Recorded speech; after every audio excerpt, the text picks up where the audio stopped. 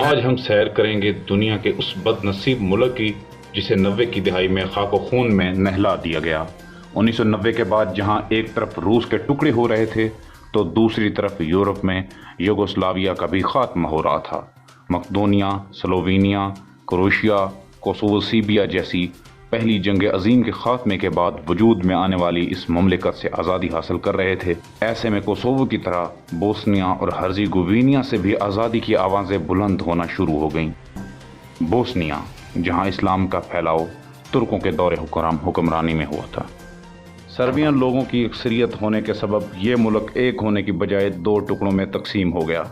اقوام متحدہ کی جانب سے کروائے گئے ریفرینڈم میں فیصلہ ہوا تھا کہ بوسنیا کو آزادی دی جائے گی، لیکن بوسنیا اور ہرزیگوینیا جہاں ایک طرف آزاد ریاست کا وجود قائم کر چکی تھی، وہی سرو قبائل سربیا اور دیگر حمایتی ممالک جن میں کروشیا قابل سر فہرست تھا، ان کی امداد سے ملک پر قبضہ کر چکے تھے۔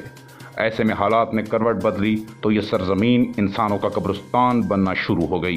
مسلمانوں کی اکثریت کو یہاں پر مارا جانے لگا۔ ایک دو نہیں، لاکھوں کی تعداد میں مسلمانوں کو مار کر کرینوں کی مدد سے دفن کیا جانے لگا۔ 1995 کی بات ہے، جب بوسنیا میں مسلم گروہ مسلح ہو چکے تھے تو اقوام متحدہ کی امن فوج نے انہیں علاقے سے نکل جانے کا حکم دیا۔ اقوام متحدہ کی اس امن فوج میں زیادہ تعداد نیدرلینڈ سے تھی۔ اس فوج کا یہ حال تھا، اگر کوئی بندہ چھٹی پر جاتا تو اسے واپس بوسنیا میں نہیں بھیجا جاتا تھا، اور 1995 میں نیدرلینڈ کی فوجوں کی تعداد صرف 400 رہ گئی۔ یعنی اگر ہم کہیں اس سارے قتل عام کے پیچھے اقوام متحدہ کا ہی ہاتھ تھا تو یہ غلط نہ ہوگا۔ البتہ پاکستانی افواج نے اس امن مشن میں اپنے بوسنیائی مسلمان بھائیوں کا وہ ساتھ دیا جو بوسنیا کی آنے والی کئی نسلیں بھول نہیں پائیں گی۔ پاکستانی فوج اپنے حصے کا کھانا بوسنیا کے مسلمان بھائیوں اور بہنوں میں بانٹ دیا کرتے تھے اور خود بھوکے رہ جایا کرتے تھے۔ بوسنیا عورتوں کی عزتیں اور بزرگوں کی زندگیاں بچانے میں پاکستانی افواج کا بڑا نام رہا ہے۔ آج آپ یورپ کے کسی بھی ملک میں چلے جائیں، آپ کو پاکستانی ہونے کے ناطے تنقید کا نشانہ بنایا جائے گا، مگر بوسنیا یورپ کا وہ ملک ہے جہاں پاکستانیوں کو لوگ گھروں میں بلاتے ہیں اور کھانا کھلاتے ہیں۔ حتیٰ کہ بوسنیائی لڑکیاں پاکستانی لڑکوں سے شادی کے خواب سجائے پھرتی ہیں۔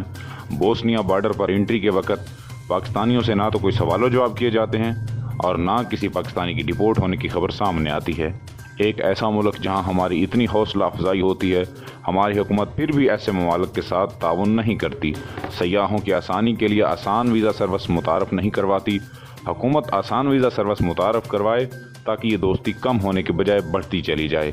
مسلمانوں کو احساس ہو کہ بھائی چارہ آج بھی زندہ ہے۔ 1 مارچ 1992 کو بوسنیا اور ہرزیگوینیا کو یوگوسلاویا سے آزادی نصیب ہوئی تھی۔ 1995 کے قتل عام کے بعد 14 دسمبر کو اسی سال سرپسکا کی علیحدگی کو بھی ختم ہوتے ہوئے اسے بھی بوسنیا اور ہرزیگوینیا کا دوسرا حصہ بنا دیا گیا تھا۔ ان 3 سالوں کے دوران کم و بیش 3 لاکھ سے زائد لوگوں کو قتل کر دیا گیا تھا۔ 1995 سے اب تک مسلسل ہر سال ہزاروں کی تعداد میں افراد کو اجتماعی قبروں سے نکال کر دفن کیا جا رہا ہے، لیکن اس سے سارے قتل عام کے بعد بوسنیا اور ہرزیگوینیا کے لیڈروں کا ایک بات پر اتفاق ہو گیا ہے کہ اتفاق میں ہی برکت ہے۔ آج بوسنیا کا شمار یورپ کے محفوظ ترین ممالک میں کیا جاتا ہے۔ تباہ شدہ شہروں کو دوبارہ تعمیر کیا جا چکا ہے۔ معیشت جو زبوں حالی کا شکار ہو چکی تھی، اسے بھی پر نکلنا شروع ہو چکے ہیں۔ بوسنیا کا آج طرز حکمرانی ساری دنیا سے الگ ہے۔ بوسنیا میں بوسنیائی، سربین اور کروشنیائی نسلوں کے لوگ بستے ہیں۔